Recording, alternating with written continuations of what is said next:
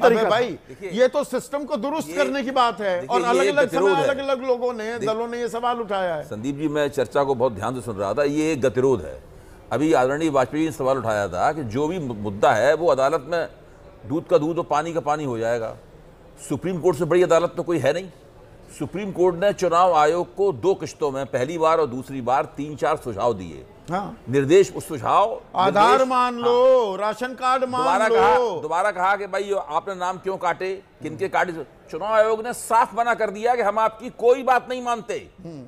जब चुनाव आयोग सुप्रीम कोर्ट के भी सुझाव या निर्देशों को नहीं मानेगा तो वो कौन सी अदालत है जहां दूध का दूध और पानी का पानी होगा? ये तो बताइए हमें आप। फिर हम कहां पे जाएं? ये तो पहले बिल्कुल स्पष्ट हो गया है कि चुनाव आयोग किसी की बात नहीं मान रहा है। बिल्कुल वो कहता है, उसने एक लाइन बना रखी है कि हम एक संवैधानिक संस्था हैं, हमसे आप कुछ पूछ नहीं सकते, हम आपको कुछ बताएंगे नहीं जब तक हमारी मर्जी नहीं होगी, हम आपकी किसी बात की सफाई नहीं देंगे। किसी बात, जब ऐसा माहौल बन जाएगा हाँ। तब विपक्ष के सामने आंदोलनकारी मोड में जाने के अलावा और क्या चारा होगा?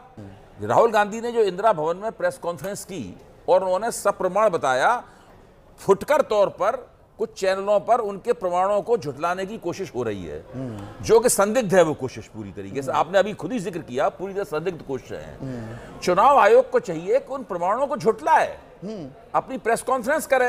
एक चैनल ने खुलासा कर दिया कि ये तो बीजेपी की एक कार्यकर्ता का मकान है। राहुल, मेरा कहना यह है कि चुनाव आयोग से सुप्रीम कोर्ट कह रहा है, वो तो राहुल गांधी नहीं है ना सुप्रीम कोर्ट, वो विपक्ष नहीं है। सुप्रीम कोर्ट जब कह रहा है तो उसकी बात को साफ कह रहे हैं, हम आपकी बात नहीं मानते, जाओ, क्या कर लोगे हमारा? जब ऐसी स्थिति बन जाएगी तब तो आंदोलन ही करना पड़ेगा। और क्या करना पड़ेगा भाई? तो ये राजनीति का कौन सा चौराहा है जिस पर हम आकर खड़े? हम लोग राजनीति के बहुत ही विकट और संगीन चौराहे पर खड़े हुए हैं, जहां से हमारा लोकतंत्र या तो बिल्कुल नीचे जाएगा, या बहुत ऊपर जाके चमकेगा सूर्य की तरीके से।